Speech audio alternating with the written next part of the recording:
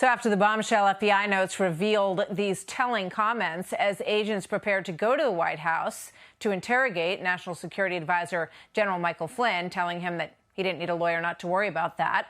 They had written on Bill Presap, who was head of counterintelligence at the FBI, wrote this on a piece of paper. What is our goal?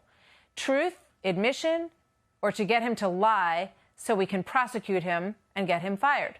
Question mark.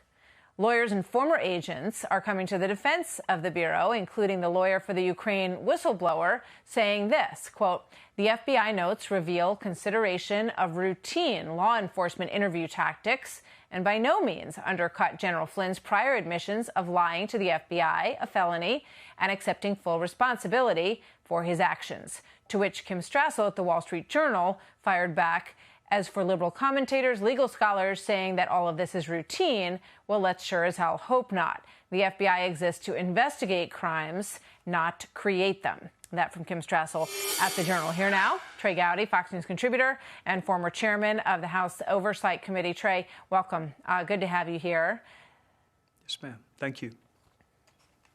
What do you think? Were the notes and was the investigation of General Michael Flynn at the White House routine for the FBI and for the agents who carried it out? I hope not, Martha. And if it is routine, then why didn't they apply the same standard to Hillary Clinton that they did to Michael Flynn? I mean, if you go back, so Flynn's under investigation in the summer of 2016, a counterintelligence investigation. The FBI found nothing. They didn't find an insufficient amount of evidence. They found no evidence, and they're about to close this investigation, and then he has the conversation with Kislyak. So Comey decides to send Bureau agents to the White House. Why? I mean, that's the fundamental question. Were you investigating a crime, the Logan Act, which there's never been a prosecution under that act, or were you conducting a counterintelligence investigation? If it's a criminal interview, then why did you treat him so differently from the way you did Hillary Clinton? Remember, Martha, she had a medium-sized law firm in the room with her.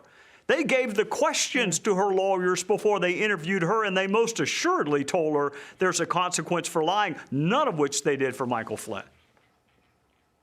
So I spoke with KT McFarland last night, who was his deputy, General Flynn's deputy, and she says, that it really, beyond Flynn, they were hoping that if they pressed him hard enough and put him in a tough enough position and held some of his earlier comments against what he said there, that he would flip on President Trump, that he would give up some goods on the president. Do you agree?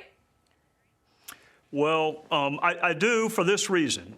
There's also a notation in these documents released this week to use that defensive briefing as a pretense, as a ruse. So everyone that's offered a defensive briefing by the FBI, keep that in mind. They may be interviewing you. Remember, Comey did the same thing with Trump.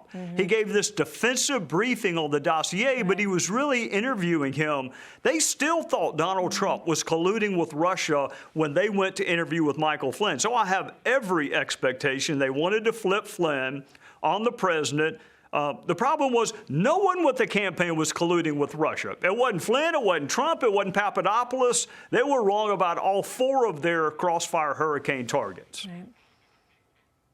So how come when we heard from Robert Mueller and the investigation, 2 years and millions of dollars was finished and we got the report, where were these notes that we're seeing now? They were not turned over. They have to be turned over if you're going to trial.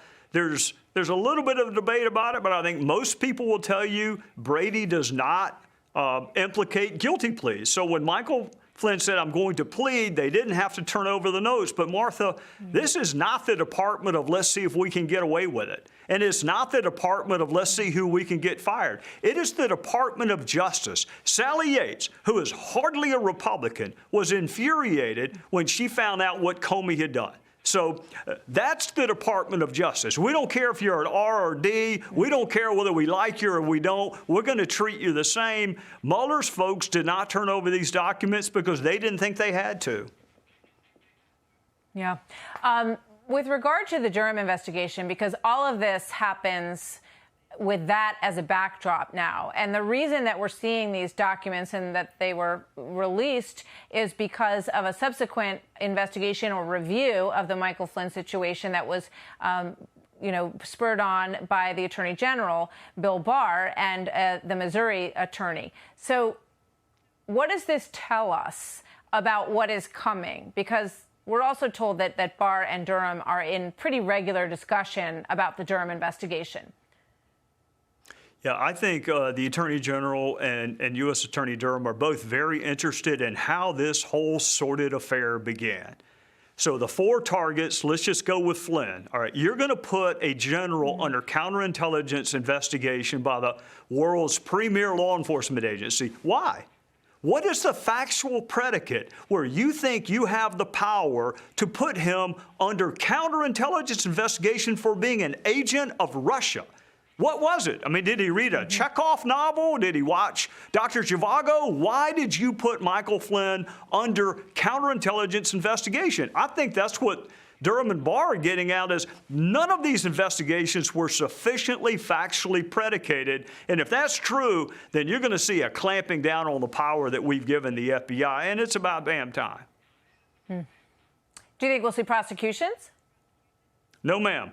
No, I was talking to a federal prosecutor on the way over here, but we have got to not only associate accountability with prosecutions. I think being a terrible FBI agent and treating people unfairly, maybe it ought to be a crime, but I don't think it is a crime.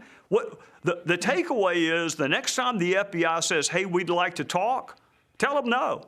Say, when you clean up your act, when you quit trying to get people fired and see what you can get away with, we'll start treating you like a dispassionate law enforcement agency. But until then, no thanks. We're done talking with you. Trey Gowdy, always good to see you, sir. Thanks for coming in Yes, tonight. ma'am. You too.